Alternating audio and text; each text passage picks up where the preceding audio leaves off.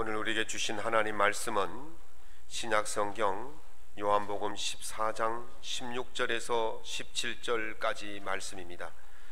제가 갖고 있는 신약성경 172면에 있습니다. 요한복음 14장 16절에서 17절까지 말씀을 우리 함께 낭독하겠습니다. 내가 아버지께 구하겠으니 그가 또 다른 보혜사를 너에게 주사 영원토록 너희와 함께 있게 하리니 그는 진리의 영이라 세상은 능히 그를 받지 못하나니 이는 그를 보지도 못하고 알지도 못함이라. 그러나 너희는 그를 아나니 그는 너희와 함께 가하시며 또 너희 속에 계시겠음이라. 아멘. 오늘 본문의 말씀을 가지고 누가 당신을 지배합니까? 라는 제목으로 하나님의 은혜의 말씀을 함께 나누고자 합니다. AD 313년은 기독교에 있어서 굉장히 중요한 역사적 사건이 있던 해입니다. 초대교회부터 계속해서 로마의 박해를 받던 기독교가 콘스탄티누스 황제가 기독교를 정식 종교로 공인함으로 말미암아 기독교가 지하에서 이제 지상으로 올라오고 무덤에서 이제 세상으로 나오게 된 것이죠. 박해에서 자유를 얻었던 시기가 바로 313년입니다. 이 콘스탄티누스 황제가 기독교로 개종하고 로마에 있던 로마의 수도를 이제 지금의 터키 이스탄불이라고 하는 그 지역으로 옮깁니다. 그 전에 이름은 비잔티움이었는데 이 비잔티움으로 수도를 옮기면서 이 수도의 이름을 콘스탄티노플이라는 이름으로 지었습니다. 그러니까 콘스탄티시라는 그런 뜻이 되겠죠. 그렇게 해서 이 도시가 세워지는데 그곳에 유명한 성당이 하나 있습니다. 하기야 소피아 성당이라는, 우리나라 말로 하면 성스러운 지혜 이런 뜻이 있죠. 그래서 이런 성당을 하나 세웠습니다. 그 성당이 굉장히 웅장하고 아름답고 큽니다. 이 성당이 한 3번에 걸쳐서 불타고 증축되어져서 538년에 최종적으로 완공이 되어서 지금까지 이어져 오고 있습니다. 그 성당이 얼마나 웅장하고 아름다운지 지금도 그 성당은 그대로 유지되고 있는데 거의 1500년 동안 그 성당이 지속되어지고 있습니다. 이 성당이 이제 콘스탄티노플 이후에 한 1000년간 기독교 지역에서 보존되어 오다가 1453년에 이제 이 모슬림이라고 하죠. 이슬람이 침공하면서 이 지역을 빼앗겨 버리게 되어집니다. 그래서 이슬람이 들어와서 기독교의 모든 문화적 유산들, 기독교의 모든 그림들, 성상들, 교회들을 다 파괴시키는데 이 하기야 소피아 성당은 너무 웅장하고 아름답고 도저히 인간의 힘으로 지을 수 없는 그런 건물이기 때문에 이들이 그것을 파괴하지 않고 이 건물을 자기들의 사원으로 사용합니다. 모스크라 그러죠. 그런데 문제가 뭐냐면 기독교 성당의 그 구조하고 모스크의 구조가 다릅니다. 그러니까 이들이 자기들의 신인 알라에게 예배 드리는데 굉장히 불편했어요. 그래서 이들이 사용하다가 중지하고 1616년에 그 소피아 성당 옆에다가 블루 모스크라는 건물을 새로 지어서 지금까지 그들이 모스크로 사용을 하고 있죠. 그런데 이것이 이제 또 지배 세력이 바뀌면서 이 성당이 뭐로 변했냐면 이 성당이 박물관으로, 역사적 박물관으로 바뀌었습니다. 기독교 왕국이 지배하고 있을 때는 성당이었다가 교회였다가 이슬람 왕국이 지배하니까 모스크 사원이 되었다가 또 다른 지배 세력이 오니까 이것이 박물관이 되었어요. 누가 지배하느냐에 따라서 그 용도가 달라지고 있음을 볼 수가 있습니다. 우리 마음을 누가 지배하냐에 따라서 우리의 인생이 달라지게 되어집니다. 우리 가정을 누가 지배하냐에 따라서 우리 가정이 삶의 질이 달라집니다. 우리 일터가 누가 지배하냐에 따라서 그 일터가 달라집니다. 우리 교회를 누가 지배하느냐에 따라서 우리 교회가 달라지게 되는 것입니다. 그러면 이 지배자에 따라서 달라지는데 왜 지배를 받으면 달라지겠습니까? 그것은 바로 영향력 때문에 그렇습니다. 누구와 함께 사느냐에 따라서 그 영향을 받게 되어 있습니다. 우리 이 공동체가 있지만은 이 공동체에는 서로 알게 모르게 상호 서로 주고받는 일을 하고 있죠. 영향력을 주고받고 있습니다. 크라임 스쿨이라는 말이 있습니다. 크라임이란 말은 범죄라는 뜻이거든요. 범죄 학교예요. 범죄를 가르치는 학교가 있느냐, 그렇게 의아해할 수도 있지만 이 범죄 학교는 교도소를 말합니다. 모 신문사에서 대한민국 교도소 실태 조사라는 것을 발표를 했습니다.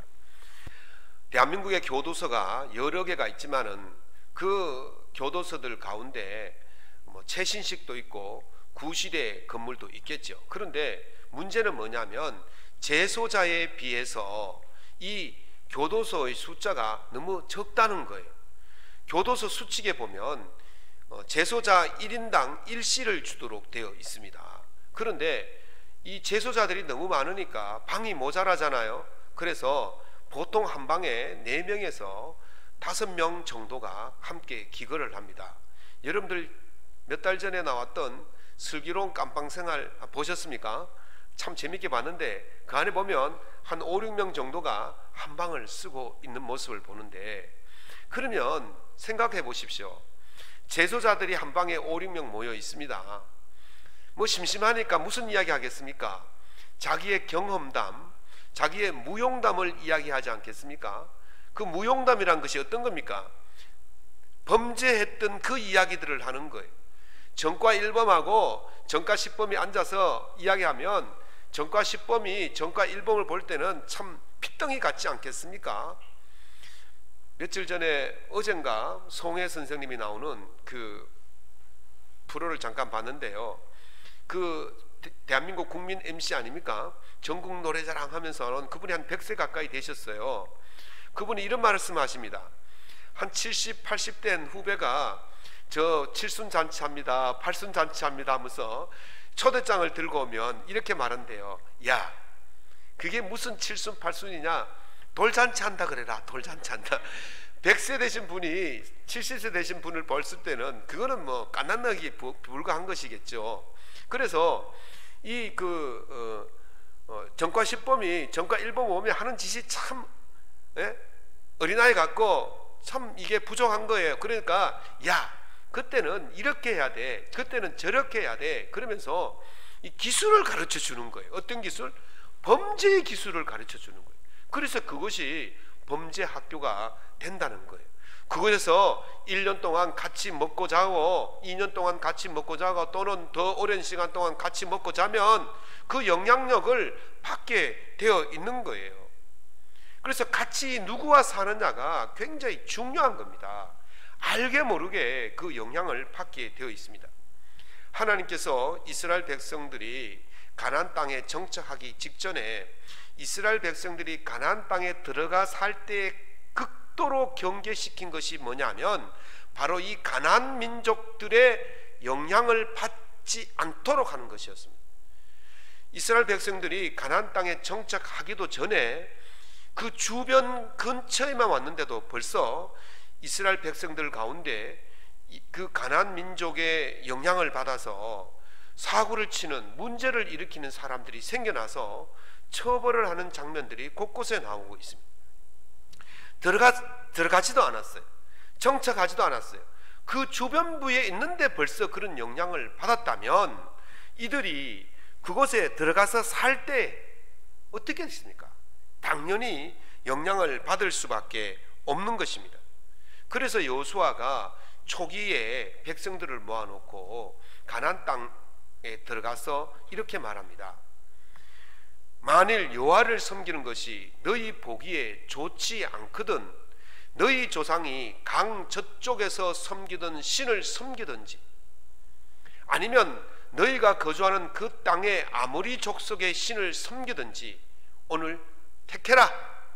나는 오직 우리는 나와 내 집은 여호와만을 섬기겠노라. 아멘. 여호수아 20장에 14절에 15절에 나오는 말씀이죠. 여호수아가 왜 이스라엘 백성들을 모아놓고 그렇게 말했겠습니까? 이들이 그곳에 들어가서 시작도 하기 전에 이 말을 하는 이유는 바로 경계를 삼기 위해 그렇습니다. 지금은 이들이 그 영향력이 미미합니다. 그 가나안 땅의 족속들의 영향력이 미미하지만 그것이 시간이 지나면 지날수록 그 영향력은 커지고 강해지고 결국 그것 때문에 문제가 일어날 수밖에 없다는 것이죠. 그 영향력이 커지고 강해지면 그것이 무엇이 되느냐? 바로 지배력이 되는 거예요. 남자 화장실이 여자 화장실보다 이 암모니아 냄새가 더 많이 납니다. 우리 교회가 한 2년 전에 전체를 리모델링 했지 않습니까? 화장실도 새로 독일을 다 드러내고 싹 치우고 새롭게 그 타일을 바르고 독일을 설치를 했는데 계속해서 이 냄새가 가시지 않는 겁니다. 새 거를 다 했는데도.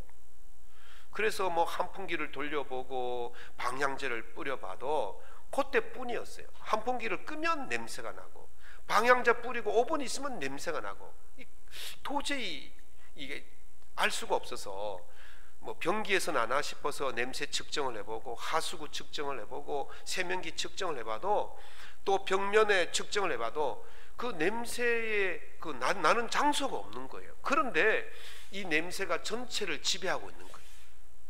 그래서 고민하다가 천장을 들어봤습니다. 천장을 들어봤더니만 천장 밑까지는 이 타일이 되어 있어서 그 벽면에 있는 냄새가 나오지 않는데 천장 위부터는 이 시멘트벽이 그대로 노출되는 거예요. 그러니까 오랫동안 화장실로 사용하고 있으니까 이 암모니아 냄새가 이 시멘트벽에 다 배어 있는 거예요. 그러니까 암만 껍데기만 뭐 번쩍번쩍하게 다 수리하고 고쳐도 이 벽에 스며 있는 그 냄새를 계속해서 품겨 나오는 것이죠. 그게 오랫동안 그렇게 되어 있으니까 그 냄새가 화장실 전체를 지배하게 되어지는 것입니다. 여호수아가 이스라엘 백성들의 결단력을 호소할 때는 그 영향력이 미미했어요.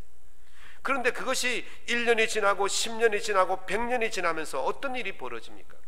그 작은 영향력이 점점 확대되어서 이스라엘 백성들의 영적인 세계를 지배하는 아주 무서운 일들로 바뀌게 되었다는 것이죠. 그 예를 든다면 이렇습니다. 아합 왕이 있었습니다. 이 사람은 그 부인이 이세벨이라는 여인인데 이방 여인이에요. 이 이방 여인이 들어오면서 이 우상을 함께 가지고 들어와서 남편을 꼬드겼겠죠. 남편을 유혹해서 이 이방을 온 백성들이 이방 신을 온 백성들이 다 섬기도록 그렇게 유혹을 했어요. 아합이 또 이게 부인의 말을 잘 듣는 것 같습니다. 그래가지고 그 부인의 말을 듣고는 그 온 백성들이 이방 신을 섬기도록 그렇게 만들어 버렸어요. 얼마나 심각했는지를 본다면 엘리야가 이렇게 외칩니다. 그들이 칼로 여호와의 선지자를 다 죽이고 이제 나만 홀로 남았나이다. 무슨 말입니까? 지금 선지자들을 다 죽이고 혼자 남았을 정도면 이 이스라엘 땅이 온통 우상 천지가 되었다는 거예요. 우상의 그 더러운 귀신들이 이 이스라엘 땅 전체를 지배하고 있었다, 그 말이 되는 것이죠. 오래 있으면요 서로 영향을 주고받겠지만 그러나 최종적으로 누구의 영향을 받습니까?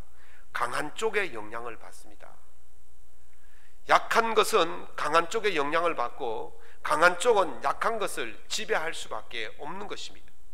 결국 이것이 이 이스라엘 백성들을 지배하는 영향력으로 나타나는 거예요. 정치, 경제, 군사 이 모든 것들을 이스라엘이 가나안 땅을 꽉 쥐고 지배하는 것처럼 보이지만 그러나 영적으로 봤을 때는 이 이스라엘 백성들이 오히려 가나안의 우상에게 지배를 당하고 있는 현실이라는 것입니다.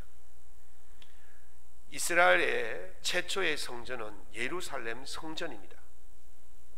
솔로몬이 지었다고 해서 그 이름을 솔로몬 성전이라고 말하는데요, 하나님께서 솔로몬이 성전을 다 짓고 봉헌할 때에 너무 흡족하셨어요. 그래서 그곳에 하나님의 임재의 영광이 나타났다, 그렇게 기록하고 있습니다. 또 하나님께서는 너무 기쁘셔서 솔로몬에게 지혜를 주시고, 또 기쁘셔서 이 백성들이 이 성전에 와서 기도하면 다 들어주시겠다고 약속하셨습니다.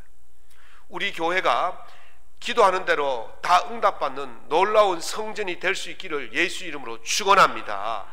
여러분의 기도하는 것이 다 이루어지기를 예수 이름으로 축원합니다.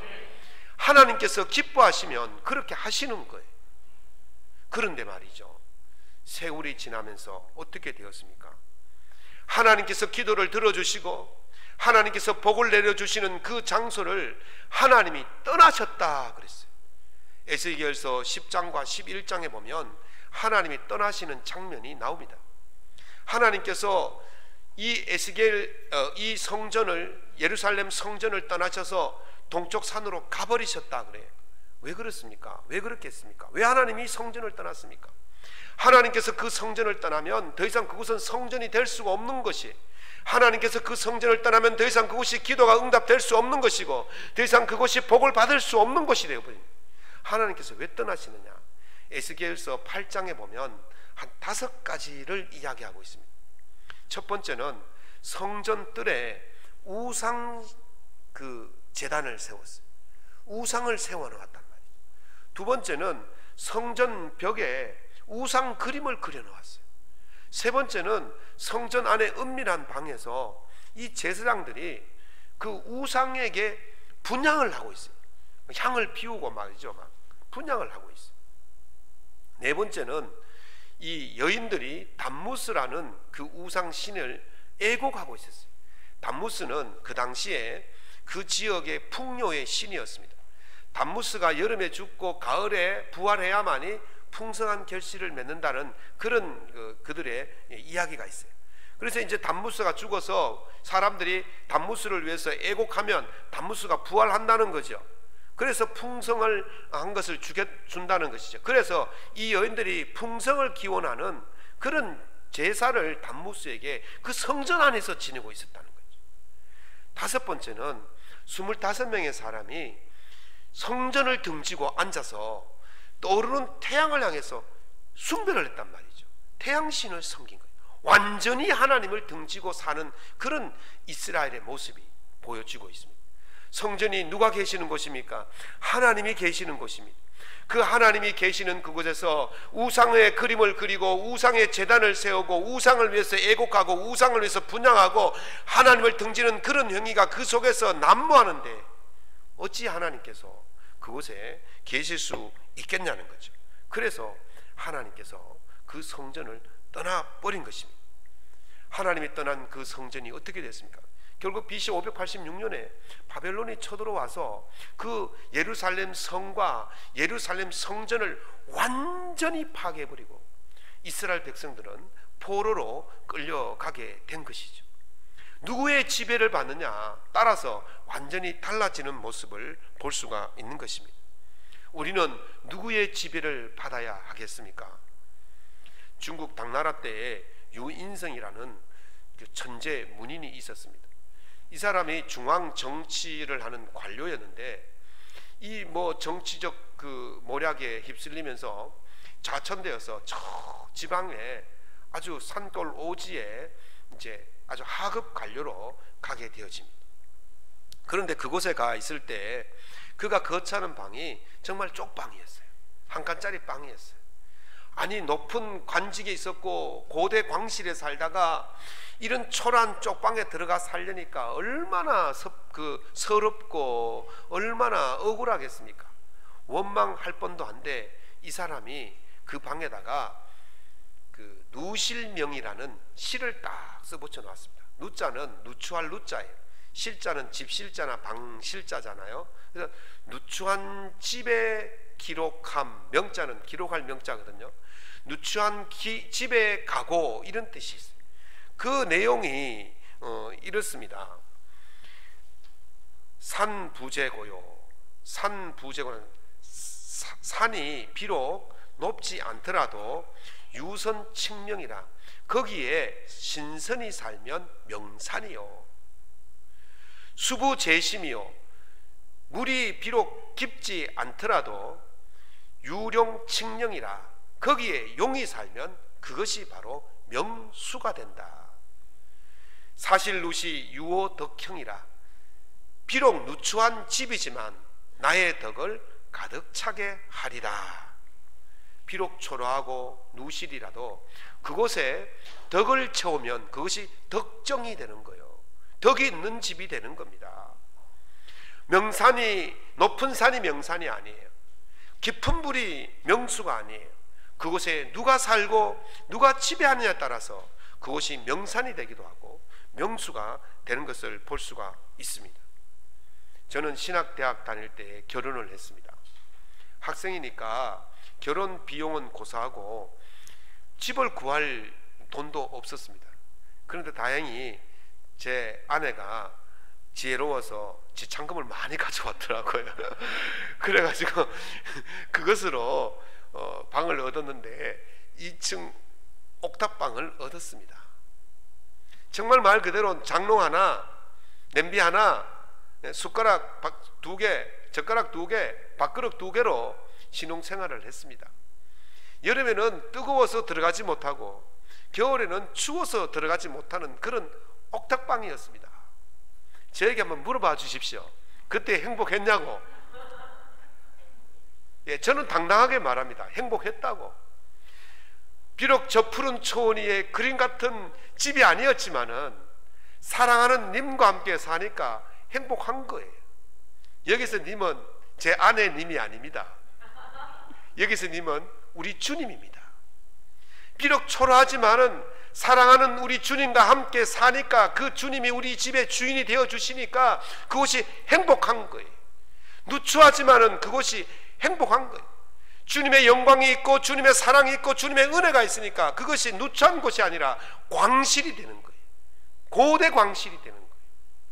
사랑하는 성도 여러분, 누가 우리를 지배하느냐, 누가 우리를 다스리냐에 따라서 그 인생이 달라지고 그 집이 달라질 줄로 믿습니다. 그래서 주님께서 요한복음 15장 4절에서 너희가 내 안에 거하고 내가 너희 안에 거하리라 그렇게 말씀하셨습니다. 예수님과 함께 있어야 은혜가 있고 열매가 있다는 거예요. 이런 요한복음 15장 8장 5절에 보면 그가 내 안에 내가 그 안에 거하면 사람이 열매를 많이 맺는다 그렇게 말씀하셨습니다. 이것을 이제 포도나무와 포도 가지에 비유를 하셨죠. 포도 가지가 포도나무를 붙어 있어야 됩니다. 포도 가지가 열매를 많이 맺으려면 포도나무에 붙어 있어야만이 열매를 맺을 수가 있다는 것이죠. 그래서 포도나무와 포도 가지는 구별될 수가 없는 겁니다. 한 몸인 거예요. 포도나무에 붙어 있을 때에 포도의 좋은 영향을 받는 거죠. 좋은 영향력을 받아서 포도 가지가 튼실하고 아름답고 좋은 열매를 맺을 수가 있게 되는 것입니다. 우리 가정이, 우리 일터가, 우리 교회가 예수님과 함께 살 때에 그런 놀라운 은혜의 열매를 맺게 될 줄로 믿습니다. 축복의 열매를 맺게 되는 거예요. 우리 일터가, 우리 가정이, 우리 교회가 예수님이 지배하는, 예수님이 다스리는 그곳이 되기를 예수님 이름으로 축원합니다. 그러면 얼마만큼의 기간을 지배받아야 되겠습니까? 질환지실이라는 말이 있습니다. 이 이야기를 줄여서 질환지실인데요, 착한 사람과 함께 거처하면 마치 지초와 난초가 있는 방에 들어가 있는 것과 같아서 오래 있으면 그 향기를 맡지 못하지만 몸에는 배어 있다, 이런 말이에요. 그래서 이 이야기를 확 줄여서 질환지실이에요. 지자는 버섯 지자인데 그 영지버섯 할 때 지자 있지 않습니까? 이 버섯은 그냥 뭐 이게 흔한 버섯이 아니고 아주 귀한 영초예요. 그러니까 거기서 나오는 그 약초의 그 버섯의 그 효능이라든지 그것이 굉장히 뛰어난, 우리 영지버섯에 어디 있습니까? 뭐 암 환자들에게 좋다 그러지 않아요? 우리 그럴 것처럼 그런 좋은 이 약초에 난초의 그 향기 얼마나 그윽합니까? 그것이 방에 가득한 방에 들어가서 내 몸에 오래 있으면 몸에 밴다는 것입니다. 오랜 시간 동안 이 암모니아 냄새가 벽에 스며 있으니까 이게 막 그 지배하잖아요. 그러면 이걸 어떻게 빼낼 수 있습니까? 한 포기를 24시간 돌라도 냄새는 냉 있고 방향제를 조금 뿌려도 냄새는 계속 나요. 어떻게 하면 되겠습니까? 암모니아 냄새가 오랫동안 그 벽면에 스며들어 있으니까 오랫동안 좋은 향기를 피우면 되는 거예요. 그래서 그게 1년이 되든 2년이 되든 계속해서 24시간 365일 계속해서 그 향기를 바라면 결국 그 벽면 속에 이 향기가 스며들게 되겠지. 그러면 암모니아 냄새가 더 이상 안 나게 되는 거예요. 제가 한번 해볼랍니다. 이게 얼마나 갈지 모르지만 이게 1년 될지 2년 됐지만 방법이 없어요. 뭐 특수 트랩을 써도 거기서 올라오는 게 아니니까 벽에 배어 있으니까 오랫동안 영향을 받아야 바뀌는 거예요. 오랫동안 오래 가는 것이 이기는 거예요. 더 강한 것이 지배하는 것입니다. 얼마나 오래 지배를 받아야 되겠습니까? 우리가 예수님의 지배를 얼마나 받아야 되겠습니까? 예수님께서 제자들에게 말씀하시기를 내가 세상 끝날까지 너희와 항상 함께 하리라. 좀 더 크게 하셔야지. 주님께서 우리에게 세상 끝날까지 너희와 항상 함께 하리라 하셨습니다. 우리 일생 동안 주님과 함께 하셔야 될 줄로 믿습니다. 일생 동안 주님과 함께 하면 주님의 그 향기가 우리 속에 배어 있는 거예요. 너희는 그리스도의 향기라 그랬지 않습니까? 그리스도의 향기가 어떻게 납니까? 몸에 배어 있어야 나는 거예요. 그리스도가 오래 있으면 오래 있을수록 그리스도의 향기가 내 몸에서 넘쳐날 줄로 믿습니다.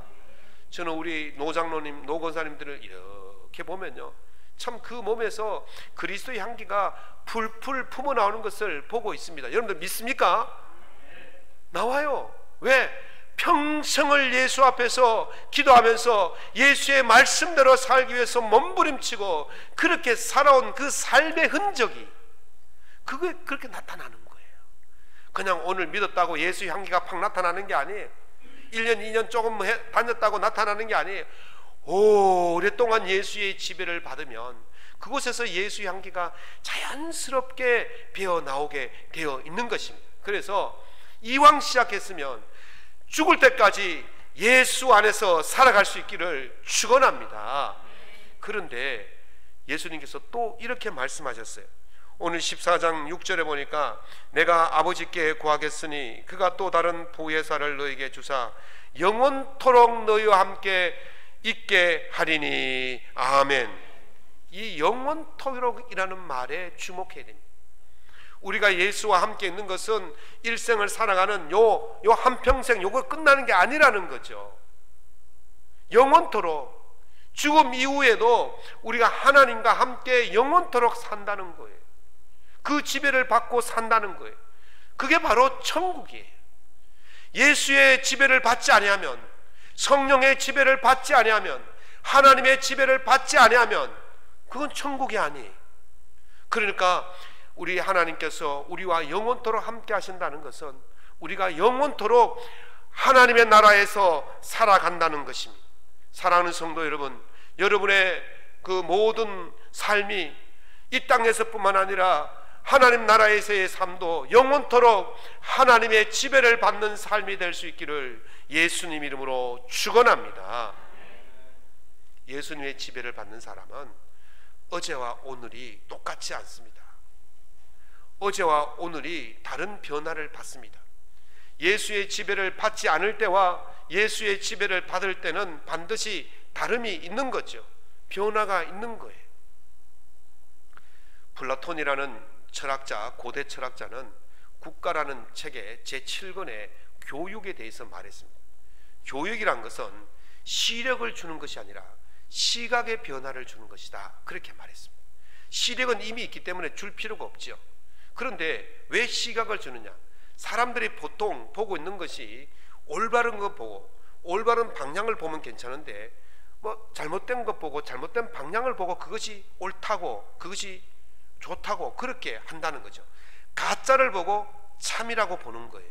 그러니까 이 교육이란 것은 뭐냐면 가짜를 보는 눈을 진짜를 볼 수 있는 방향을 전환시켜 주는 것, 시각의 전환을 하는 것이 바로 교육이다. 그렇게 말하면서 그 플라톤의 그 유명한 동굴 비유를 말합니다. 사람들이 동굴 속에 앉아가지고 그림자를 보는 거예요. 뒤에 동굴 입구에서 이렇게 빛이 비쳐 들어오니까 거기에 그림자가 이것이 이제 동굴 벽면에 생긴 거죠.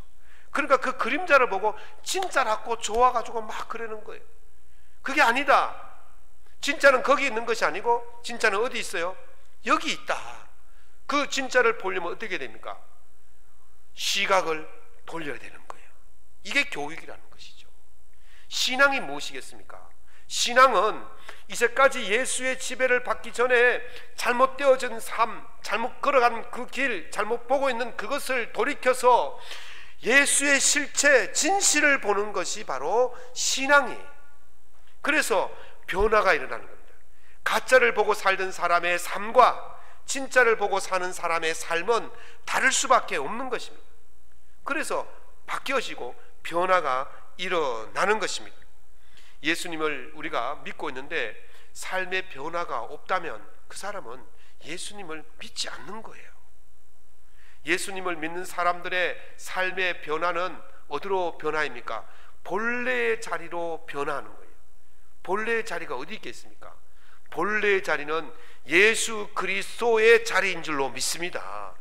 예수 그리스도에게까지 가는 것, 예수 그리스도가 본래의 자리, 그것까지 가는 것이 바로 본래의 자리로 돌아가는 거예요.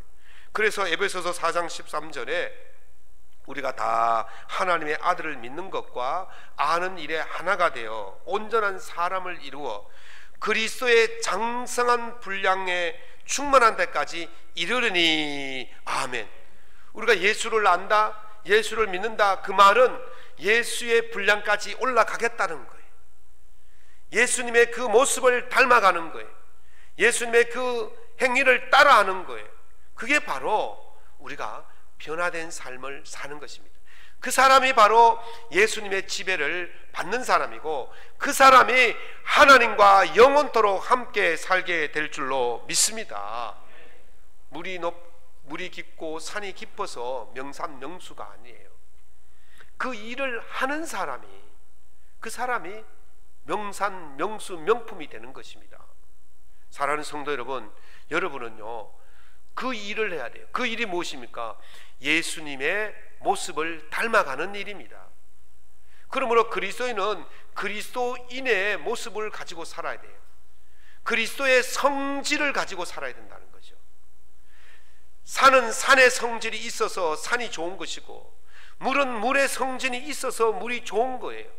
산의 성질을 버리고 물이 물의 성질을 버리면 그는 명산명수가 될 수가 없는 겁니다. 마찬가지로 그리스도인이 참다운 그리스도인이 되려면 그리스도인의 성질을 가지고 살아야 돼요. 그 그리스도인의 성질이 무엇입니까? 예수의 품성인 줄로 믿습니다. 우리가 예수의 품성을 담기 위해서 그것까지 가면 그 사람이 예수의 성질을 통해서 은혜 받는, 복 받는 삶을 살게 되는 것입니다. 예수님의 지배를 받으면 예수님의 성질로 살게 될 줄로 믿습니다. 그렇게 예수님의 성질로 사셔서 영원토록 주시는 복을 누리며 살아갈 수 있기를 예수님의 이름으로 축원합니다.